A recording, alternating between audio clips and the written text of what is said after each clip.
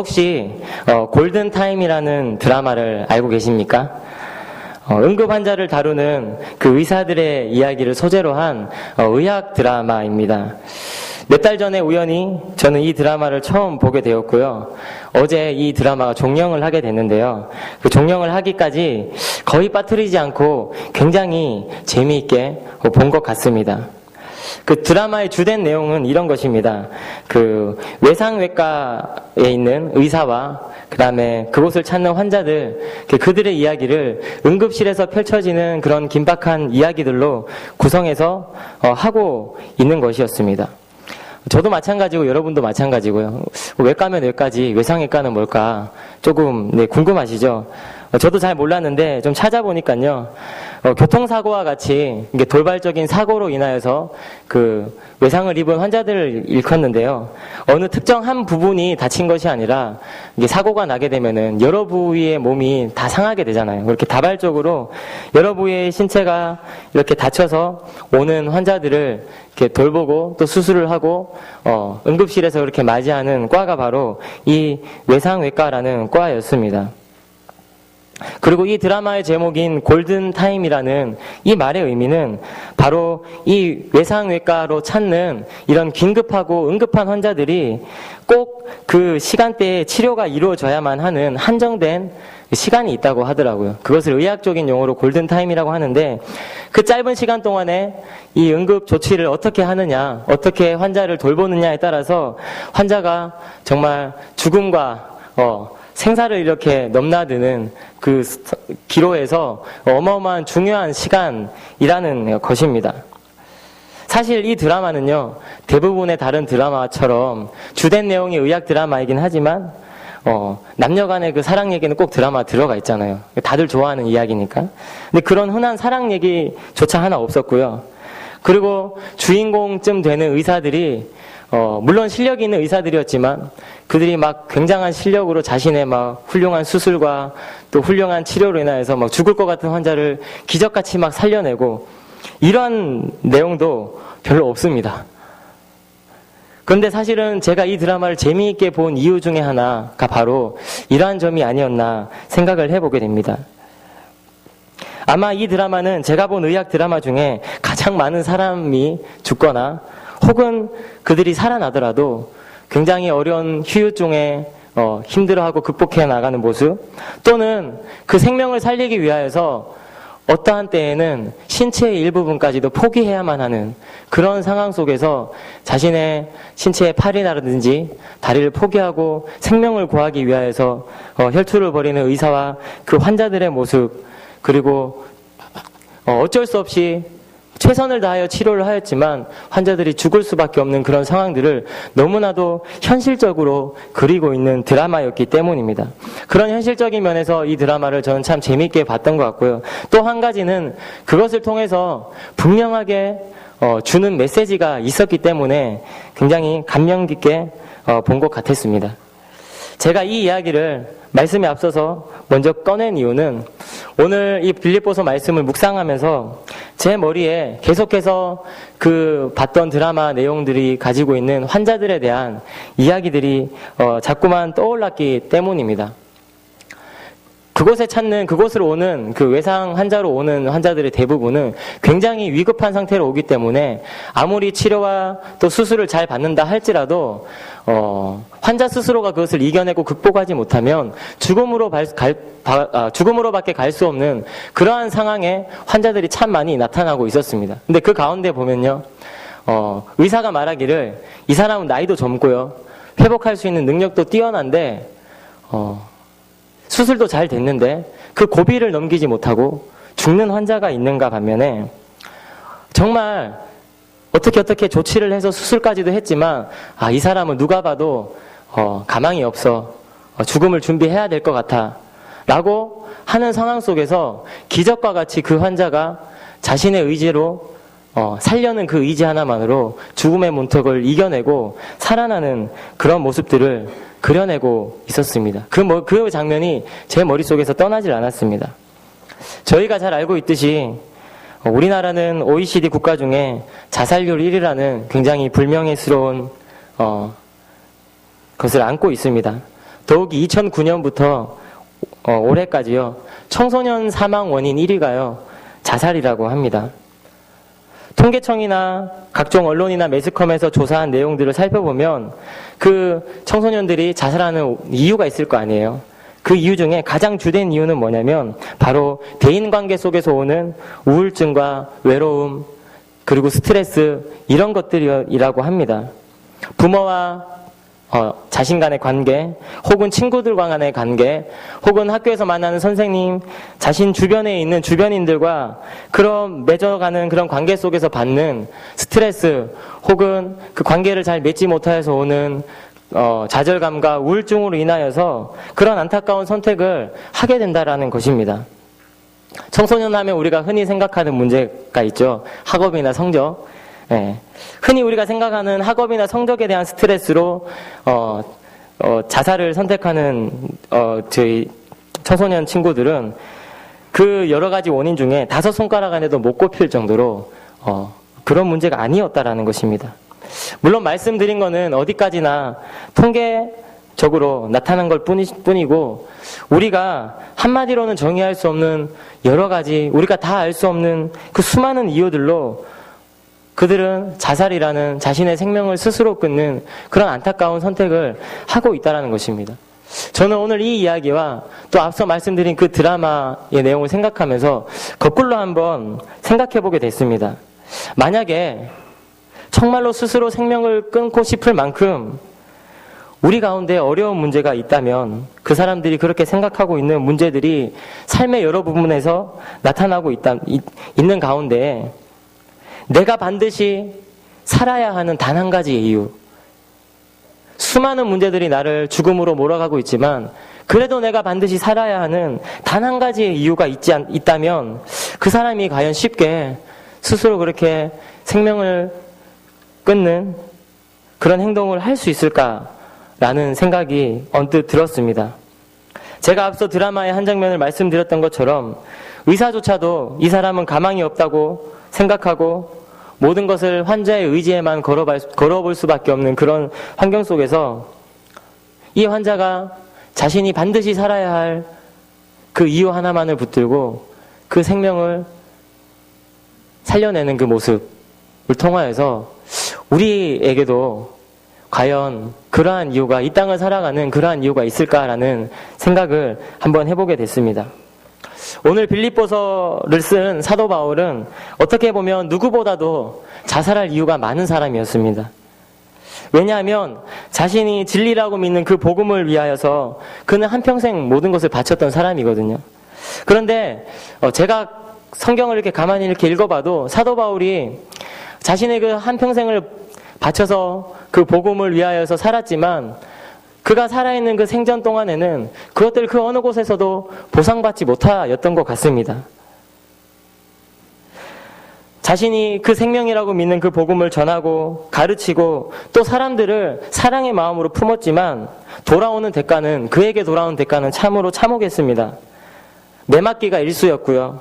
그 다음에 환영받기보다는 쫓겨다녀야 했고 천대받는 일이 더 많았습니다.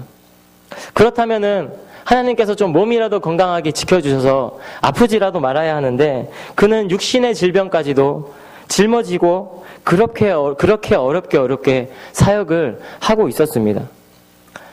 자신이 복음을 처음 접하고 가장 복음을 전하고 싶었던 땅이 있었잖아요. 바로 로마였는데요. 그토록 가서 전하고 싶었던 로마도 끝끝내 자신의 두 발로 간 것이 아니라 붙잡혀 감옥에 갇히는 그런 신세로밖에 갈 수밖에 없었습니다. 오늘의 이 빌립보서의 편지도 그가 로마 감옥에 갇혀 있을 당시에 쓴 내용인 것입니다. 그럼에도 사도 바울의 그 편지를 하나하나 성경을 살펴보면요. 그 어느 곳에서도 비관적이고 부정적인 이야기가 나오질 않습니다. 오히려 그가 쓴 그 옥중에서 쓴 편지들을 살펴보면요. 굉장히 역동적이고 감사가 넘치고요. 기쁨에 대한 이야기를 하고 있다는 것입니다. 그렇다면 과연 사도 바울이 억지스럽게 그렇지 않지만 그 사람들을 위안하기 위해서 그렇게 성경을 썼을까요? 아마 그렇게 썼다면 이 편지를 받는 그 당시에 교인들이나 저희가 아마 쉽게 알아챘을 것입니다. 그게 아니라 정말 이 사도 바울이 그 진심으로부터 나오는 그 감사와 기쁨과 주체할 수 없는 하나님으로부터 없는 그 은혜로 이 편지를 썼다면 사도 바울이 이렇게 쓸 수 있었던 이유는 과연 무엇일까요? 그것은 바로 그를 둘러싸고 있는 여러 가지의 암담한 현실적인 문제들보다도 그가 반드시 살아야만 하고 반드시 살아서 전해야만 하는 단 한 가지 그 이야기, 바로 그 복음이 사도 바울의 그 모든 문제들을 덮고도 이길 만큼 가치가 있고 그에게 큰 것이기 때문이 아니었을까요? 그렇기 때문에 그는 자신의 삶을 기꺼이 하나님 앞에 드릴 수가 있었습니다. 앞서 제가 말씀드린 사람들과 상반되게 자신의 그 현실적인 문제를 바라보고 자신의 삶을 죽음으로 내모는 것이 아니라 하나님 앞에 그의 삶을 드릴 수가 있었다라는 것입니다. 오늘 사도 바울의 이 모습들을 살펴보면서 우리도 과연 이 바울처럼 기쁨으로 하나님 앞에 우리의 삶을 어떻게 하면 드릴 수 있을지에 대해서 말씀을 살펴보며 짧은 시간이지만 함께 은혜 나누길 원합니다. 우리가 우리의 삶을 하나님 앞에 드리기 위하여 해야 할 그 첫 번째 단계는 바로 구원의 확신입니다. 우리에게 구원이 확신이 있다라는 것은 다시 바꾸어 말해서 천국의 소망이 있다라는 것과 같은 것입니다. 좀 더 풀어서 이야기를 드리자면 우리의 인생은 이 땅에서의 삶이 끝이 아니라는 겁니다. 전부가 아니라 잠시 지나가는 그런 나그네와 같은 인생을 우리가 잘 알고 있듯이 살아가고 있다라는 사실입니다. 바울은 3장 5절에서부터 6절까지 말씀에 자신이 예수님을 만나기 이전에 얼마나 대단한 것을 가지고 또 그것을 자랑했는지에 대해서 이야기하고 있습니다. 제가 3절 5절 6절을 잠깐 읽어드리겠습니다. 나는 8일 만에 할례를 받고 이스라엘 족속이요 베냐민 지파요 히브리인 중에 히브리인이요 율법으로는 바리새인이요 열심으로는 교회를 박해하고 율법의 의로는 흠이 없는 자라. 그는 종교적으로 뛰어났고요. 선택받은 이스라엘 백성이었으며 잘나가는 베냐민 지파의 가문을 가진 사람이었습니다. 그리고 누구보다 율법에도 능통한 바리새인이었고 그 능통한 율법을 자기 스스로가 흠이 없다라고 말할 만큼 지켜서 행하는 사람이었습니다. 또 그는 로마의 모든 학문과 또 시민권까지 갖춘 정말 이 땅에서 봤을 때는 남부러울 게 없는 사람이었습니다. 이 땅에서의 삶이 만약에 전부라면 바울은 끝까지 자신이 가진 그것을 자랑하며 또 굉장히 자랑스러워 했을 것입니다. 그런데 이어서 바로 8절 말씀에는 바울이 내가 이 모든 것들을 배설물로 여긴다라고 이야기하고 있습니다. 그가 부활하신 예수 그리스도를 만난 후에 그 모든 것을 배설물로 여길 수 있었던 이유는 바로 이 땅에서의 영광은 내가 영원히 살아갈 저 하늘과는 도저히 비교도 할 수 없을 만큼 가치 있는 것이고 또 영광스러운 것이라는 것을 바울이 깨달아 알았기 때문입니다. 바로 그 구원의 확신이 예수님을 만났을 때 사도 바울 안에 생겼던 것이기 때문입니다. 우리 안에도 이러한 천국에 대한 소망과 이 구원의 확신이 없이는 우리의 삶을 하나님 앞에 결코 드릴 수가 없을 것입니다. 여러분, 이 땅에서의 삶이 끝이라면 이 짧은 시간 동안에 여러분들이 누릴 수 있는 걸 하나님 앞에 과감하게 내어 드릴 수 있을 것 같습니까? 저는 그렇게 쉽게 못할 것 같습니다. 이게 마지막이라면. 하지만 우리의 삶은 이것이 끝이 아니라는 것 반드시 기억하시길 바랍니다. 그 다음 단계가 바로 소명을 발견하는 단계입니다. 이 땅에서의 삶이 전부가 아니고 하나님이 잠시 보내신 것이라면 반드시 하나님께서는 우리를 통해 이루실 일이 있다는 것입니다. 나그네와 같은 잠시의 삶을 그냥 고통하고 네가 죄를 지었으니까 맛 좀 봐라 이러면서 하나님께서 그렇게 우리를 꾸역꾸역 참으라고 이 땅에 보내신 것이 아니라는 것입니다. 우리 각자에게 하나님께서 주신 미션이 있다는 사실을 여러분 꼭 기억하십시오. 제가 청소년부 친구들을 만나면 항상 꿈에 대한 이야기를 하는데 늘 같은 얘기를 들려주는 이야기가 있습니다. 그것은 무엇이냐면 우리가 어떠한 제품을 만들 때에는 반드시 용도와 목적을 가지고 만든다라는 것입니다. 마찬가지로 하나님께서도 우리를 만드시고 이 땅에 보내실 때에는 분명히 하나님께서 원하시는 용도와 목적이 있다라는 것입니다. 근데 아무리 뛰어난 제품을 우리가 가지고 있어도 그것 용도와 그 사용 목적을 우리가 알지 못하고 엉뚱한 데 사용한다면 그 얼마나 우스운 일일까요? 얼마나 어리석은 사람이겠습니까? 제가 핸드폰이 여기 있는데요.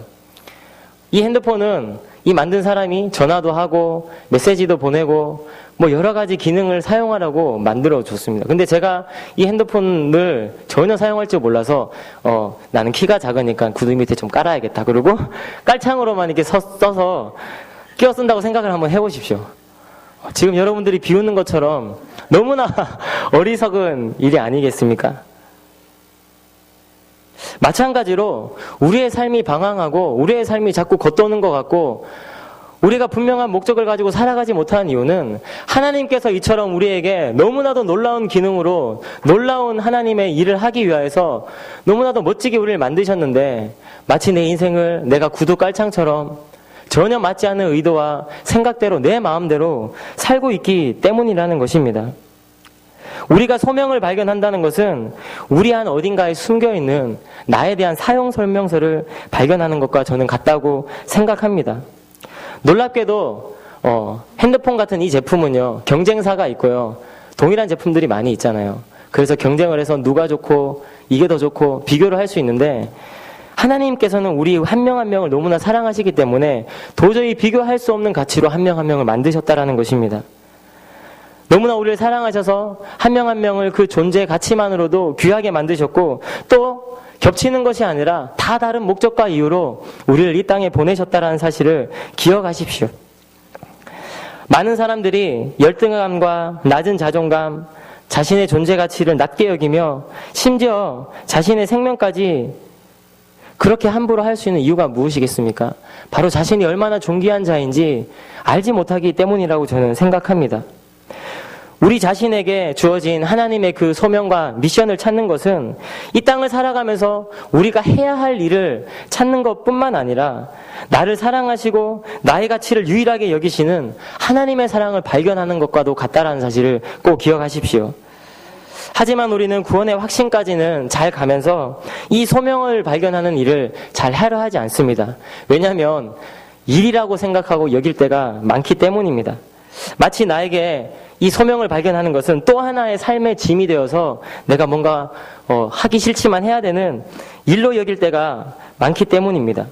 하지만 우리가 마치 그렇게 마지못해서 하는 짐과 일이 아니라 그것은 우리 안에 처음부터 하나님께서 계획하신 우리를 잘 사용하기 위한 우리의 용도와 목적에 맞는 합당한 사용 설명서를 찾는 일이라는 것을 꼭 여러분들 기억하셨으면 좋겠습니다.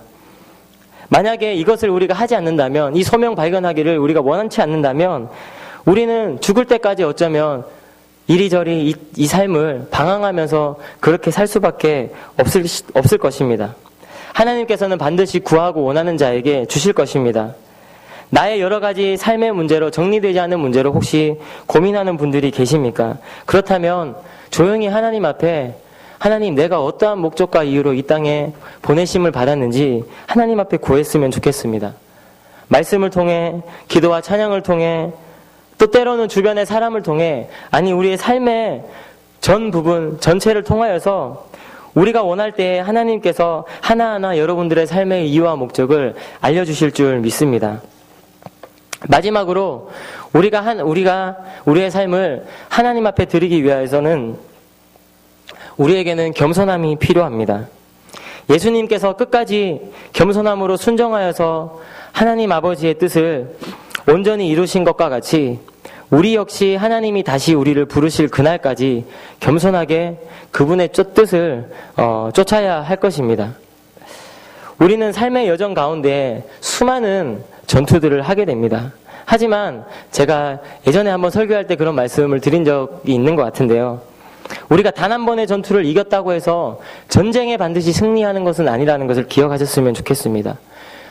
전쟁의 승리는 그 전쟁이 모든 것이 끝나봐야 승패를 알 수 있는 것입니다. 사도 바울이 그토록 충성된 오늘 본문에서처럼 복음의 삶을 살았음에도 그가 만족하지 못한 이유가 과연 무엇일까요? 자신의 그 완벽함 때문일까요?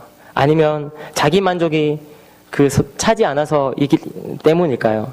저는 그렇지 않다고 생각합니다. 오늘 본문 12절, 14절 저희가 읽은 본문을 살펴보면 사도 바울이 내가 다 이룬 것 같이 여기지 않고 끊임없이 겸손하게 하나님 앞에 달려나갈 수밖에 없다라고 고백한 것처럼 그는 이 전쟁이 끝날 때까지 자신이 그 영원한 나라 천국에 들어가는 그날까지 하나님의 뜻을 겸손하게 이루어야 한다는 사실을 깨달아 알고 있었던 자였기 때문입니다. 때로는 달콤한 그 전투에서의 한 번의 승리가 우리를 변질되게도 만듭니다. 또 사단은 그것을 가지고 우리를 하나님께로 끊임없이 나아가지 못하게 방해하고 유혹한다는 것입니다. 하나님께서 나에게 주신 것들을 내 것으로 여기고 나의 능력으로 여기고 이 승리가 나의 것으로 여겨질 때에 그때 우리는 변질된다는 사실을 여러분 반드시 기억하십시오. 우리가 그렇게 도태되어지고 하나님 앞에서 변질되어지지 않기 위하려면 바로 이 겸손함이 필요합니다. 어떠한 겸손함일까요? 바로 성령 하나님의 도우심을 끊임없이 구하는 겸손함이라는 것입니다. 오늘 우리가 함께 읽은 본문 15절 말씀을 제가 잠시 읽어드리겠습니다. 그러므로 누구든지 우리 온전히 이룬 자들은 이렇게 생각할지니 만일 어떤 일에 너희가 달리 생각하면 하나님이 이것도 너희에게 나타내시리라. 우리가 끊임없이 하나님 앞에 묻고 성령의 도우심을 구할 때에 혹 우리가 오늘 15절 말씀처럼 잘못된 선택을 하고 잘못된 길을 들어선다 할지라도 하나님이 우리와 동행하시는 하나님이 나타내셔서 그 일들을 바로잡아 주시고 가르쳐 주시고 올바른 길로 행하게 인도하신다라는 사실을 반드시 기억하십시오. 요즘 저는 아들을 통해서 그때그때마다 주시는 하나님의 은혜를 참 많이 누리고 있습니다. 하나님께서 아들을 저희 가정에 주신 것이 참 크나큰 선물이자 축복인데 저 개인적으로는 너무나도 큰 은혜들을 하나님께서 많이 주시는 것 같아요. 요즘에 저희 아들이 한창 재미 붙인 게 일어서는 것입니다. 자기가 좀 할 수 있다고 생각하니까 뭐든 이제 막 잡고 일어서려고 하는 거예요. 근데 엄마 아빠가 보기에는 굉장히 위태위태하거든요.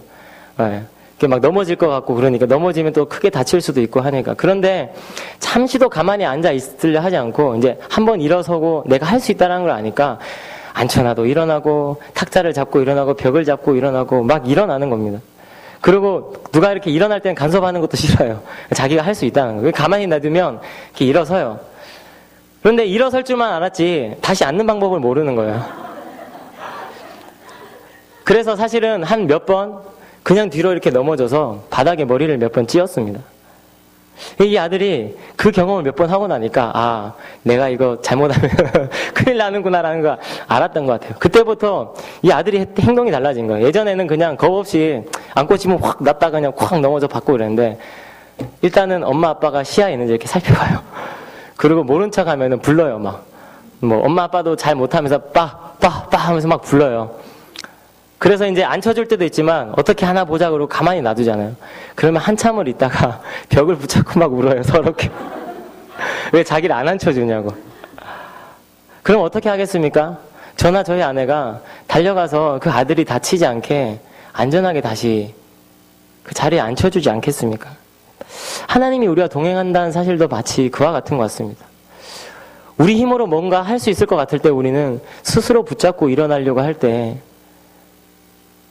사실 우리가 보지 못하는 그 다음 일을 보지 못하고 넘어져서 크게 다칠 때도 있는데 하지만 그러한 실수를 우리가 하지 않으려면 오늘 이 아들이 아빠를 찾을 때 제가 달려가서 이 아들을 안전하게 앉혀주는 것처럼 여러분들이 하나님을 찾을 때 하나님이 그 소리를 들으시고 반드시 도와주신다는 사실을 기억하셨으면 좋겠습니다. 이것이 바로 하나님 앞에 겸손이 아니겠습니까? 하나님의 도우심을 날마다 우리 삶 가운데 구하는 것. 그때에 비로소 우리의 삶을 하나님 앞에 드릴 수 있을 것입니다. 말씀을 정리하겠습니다. 사도 바울은 오늘 말씀을 정리하면서 17절 말씀에 우리의 시민권이 하늘에 있다라고 빌립보 교인들에게 이야기하고 있습니다. 사도 바울이 빌립보 교인들에게 시민권을 이야기하는 것은 굉장히 그 빌립보 교인들을 생각하고 그 교인들이 잘 이해할 수 있도록 전하는 메시지였습니다. 빌립보 지역 사람들은 로마의 통치를 받는 사람들이었습니다. 지역적으로는 굉장히 멀리 떨어져 있지만 로마의 식민지 아래 있었기 때문에 그들은 로마의 시민이라는 이유 하나만으로 그 멀리 떨어진 곳에서도 로마의 법을 따르고 그 로마 시민이 누릴 수 있는 많은 것들을 누릴 수 있었습니다. 아주 특별한 경우가 아니면 체포나 구속이나 구감되지 않았고요. 그리고 로마 시민이었기 때문에 지방 총독의 간섭을 받지 않고 자기 스스로 자치나 행정을 그렇게 의사표시를 할 수도 있었습니다. 그리고 채찍질 당하거나 체포되는 일도 아주 특별한 일이 아니면 함부로 할 수 없었습니다. 정치적으로도 그들은 아까도 말씀드렸듯이 자신들이 독립하게 따로 이렇게 할 수 있는 특권을 누리기도 하였습니다. 바로 로마 시민이라는 그 특권 때문에. 바울은 오늘 우리가 이 땅을 디디고 살고 있지만 하늘나라의 시민이라고 저희에게 이야기하고 있습니다. 그렇다면 우리는 하늘나라 시민답게 살아야 하지 않을까요? 비록 이 땅을 디디며 살아가고 있지만 우리 역시도 하나님 나라의 법칙을 따라 살면서 하나님께서 우리에게 허락하신 그 하늘나라의 놀라운 비밀들을 누리면서 또 우리에게 허락하신 그 소명, 우리가 해야 할 미션들을 감당하며 살아가야 되지 않을까요? 말씀을 준비하면서 목사님이 개척 초기에 많이 하셨던 말씀이 언뜻 떠올랐습니다. 지금은 저희가 이렇게 아름다운 공간에서 예배하고 있지만 처음 이 공간을 리모델링하고 공사를 할 때 저도 그렇고 목사님도 그렇고 굉장히 많이 초조했습니다. 왜냐하면 저희는 건축을 전공한 사람이 아니니까 자꾸 공사가 더뎌지게 진행이 되는 것 같은 거예요. 하루가 지나고 일주일이 지나도 별로 달라진 것도 없는 것 같고. 그런데 우리가 보이지 않는 곳에서 이미 그 건축을 하시는 분들은 다 기초적인 공사들을 다 하고 놓고 있었습니다. 실제로 인테리어하고 꾸미는 거는 얼마 걸리지가 않더라고요. 가장 중요한 거, 이 기초 공사를 하는 것이더라고요. 근데 저희가 보는 입장에서는 이게 공사가 제대로 되는 건가, 이거 아무리 봐도 이거 맞춰진 기간 내에 다 못할 것 같은데 이런 생각이 들더라는 것입니다. 우리의 인생도 마찬가지입니다. 사람이 우리 자신이 우리 인생을 자꾸만 지으려 하면 뭔가 불안하고 어떻게 할 수가 없습니다. 바울이 고백한 것처럼 우리 인생은 천국에 들어가기 전까지 오늘 제목과 같이 아직 공사 중입니다. 온전하지 않습니다. 하지만 반드시 기억하십시오. 신실하신 하나님이 저와 여러분들의 건축자임을 꼭 기억하시기 바랍니다. 실수가 없으신 그분이 우리가 온전히 주님 앞에 설 그날까지 아름답게 우리가 보기에는 좀 더딜지라도 하나하나 하나님께서 우리를 완성된 모습으로 만들어 가실 것이라는 사실을 반드시 기억하시길 원합니다. 이렇게 겸손하게 우리의 삶을 하나님 앞에 드리며 우리의 삶이 비록 이 땅을 디디며 살아가고 있지만 정말 하늘 시민으로서 하나님 나라 그 영광을 위하여 살아가는 저와 여러분이 되길 간절히 소망합니다.